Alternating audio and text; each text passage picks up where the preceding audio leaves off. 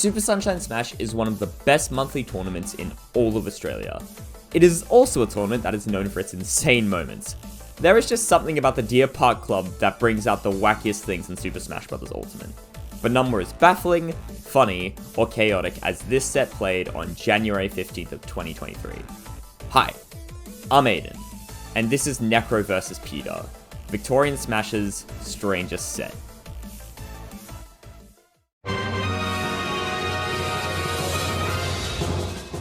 Our story begins in the silver bracket.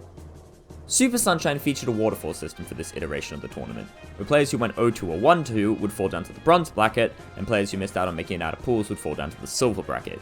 This month was a very stacked tournament, and both players just didn't make the cut unfortunately. After defeating their first opponents, Peter and Necro would face off in a best of 3 set in winners quarterfinals. When asked to go on stream, they oblige. Necro locks in his main, Mr. Game & Watch, and Peter decides to go one of his secondaries, Fox McCloud. The 2D man has had a pretty good matchup into the most electrifying mammal in all of platform fighters over the years, mainly due to his normally fantastic shield pressure not being nearly as effective due to Game & Watch's up special, Fire, a frame 3 invincible reversal option that combos into almost all of his aerials. Game 1 begins on Ultimate's usual starter stage, Pokemon Stadium 2. Immediately we see Fire being used to great effect by Necro. Every time Peter jumps in with Fox's -4 Nair, he's already back in the air courtesy of that up special out of shield. Unfortunately, Necro doesn't really get much off those conversions even after 3 fires, giving Peter time to adapt to his shield habit and grabbing to beat it. This game of rock, paper, scissors plays out a few more times until Peter manages to call out Necro trying to catch a run-in with F-Smash and punishing it with a side B to up air to take the first stock of the set. Peter tries this again next stock, but gets punished and sent off stage. But with Necro not being in the right position, he is able to get past relatively unscathed, until he gets reset into a juggle scenario, and when he finally lands, he drops shields after Game & Watch's -6 up smash, and gets his first stock taken by a chair. Undeterred by this, Peter quickly drops down from the Angel platform and almost 0 to deaths Necro to take back the lead. By now, the member of Brazil has adapted to Necro up being whenever he's in his general vicinity, and is jumping in and out to whiff punish it consistently. Necro almost pulls it back to a 1-stock game, but some flubbed punishes leads to Peter taking Game 1. With no hesitation, they immediately run it back to PS2. And it starts out with more of the same.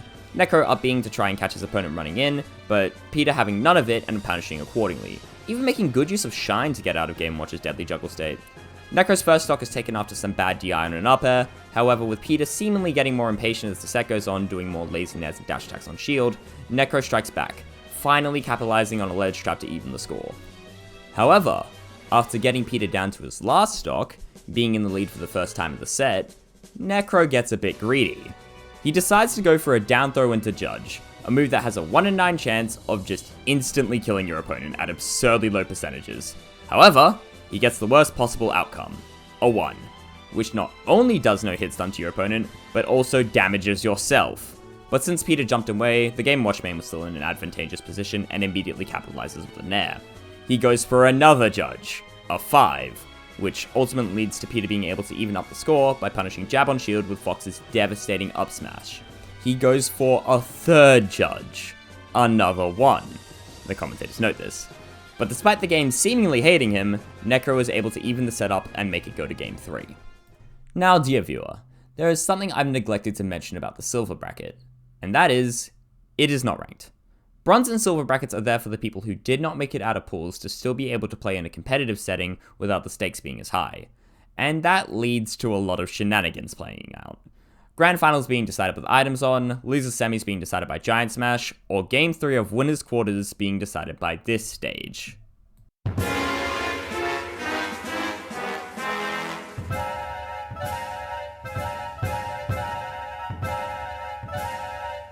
Why are we on Magickin? How did you feel when Peter suggested Magickin? I felt a bit surprised, honestly, because we were running PS2 for majority of the set. Pretty sure game 1 and 2. Yeah. Yep. So when he said, "You want to go Magicin or Magickin?" I'm like, "Oh, I mean, why not? It's Amis, mess around, have some fun." Magickin is the stage of all time. It's very big, very easy to circle camp on, with a pretty small side and top blast zone, and this small platform down here. When a character is down here, they are nearly impossible to challenge. They can easily shark from below, and if someone tries to come in and attack, they're left ridiculously vulnerable to being counterattacked by whatever the guy chilling down there is feeling like that day. This platform is normally circumvented with this big rock fella coming in and pushing it away, forcing the camping player to approach. But with hazards on, no such fella exists. Going here may as well be pulling out a royal flush in poker. It is unbeatable. The two begin playing, and about a minute in, Necro, after being hit by the hottest up air out of shield I have ever seen, look at the balls on this man, remembers the bottom plat, and for the next minute, is just chilling there. The venue pops off and starts singing happy birthday for no reason. It's just a thing of beauty. This would probably be how the rest of the game would go if not for tournament organizer Michael Master Disaster coming in and saying, please play the game or I will DQ you. Necro obliges and emerges from his little hobbit pillow, and the game plays out as normal for a bit, until Peter decides to go into the nuclear bunker. The venue pops off again. But he quickly leaves, and that leads to his stock being taken after Necro decides to troll and roll 3 times in a row. He is quickly hit with an F smash from the Angel platform. Peter avoids near death by the platform after Necro selects the wrong smash attack by the far right platform, but he does not let up, doing another 40% and getting him a ledge. However, the Fox does the singular best recovery I have seen in my 4 years of playing this game, dropping down from the ledge and recovering using the Hell Zone platform. Peter would then do this again a minute later, using Firefox to get to the bottom plat while poking Necro's shield. I really want to live in the timeline where the kid got up aired after that. Instead, a back air puts Peter on his final stock, but a quick whiff punish on fire makes it 1-1. We are on the final stretch of this insane Game 3.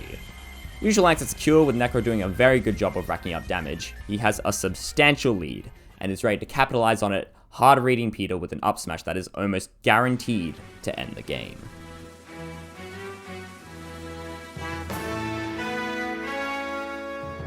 What?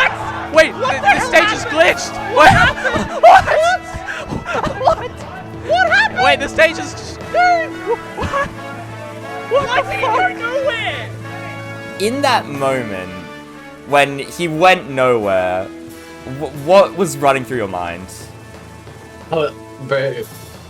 I remember what happened was I hit the up smash, and then I turned to Peter, and Peter turned to me, and he said, and I quote, "Do not choke this." It has been a full year now since this has happened. I have done numerous tests, and I have never ever been able to recreate this moment. I've tried it with slowdown on in training mode, different characters, different positions of the stage, nothing. At this point, I just think it was an act of God. Peter, through that, somehow manages to pull it back and takes the set 2-1 over Necro. The consequences of this set were ultimately not that great. Peter had to DQ right after to be able to catch a train home, and Necro was able to make a decent losers run to 5th place, losing to FemChat and losers quarters with the rest of Silver Bracket ultimately being taken by American Invader, Saxaslayer. A year later, this set sits at 243 views on YouTube, with the up smash time slant forever being immortalized in the comments. It's a set with great comms, a great crowd, and possibly the strangest Game 3 in not just Big Smash history, but all of Australian Smash. Maybe worldwide Smash. Thank you very much to Necro for responding to the interview and giving me these, and thank you so much for watching. Take care of yourselves, everyone. But me and Peter, challenging him. We need to run it back. First of 5 on Magicent, same characters. Well, maybe we get that going for the Super Duper Sunshine Salty Sweet. Oh no.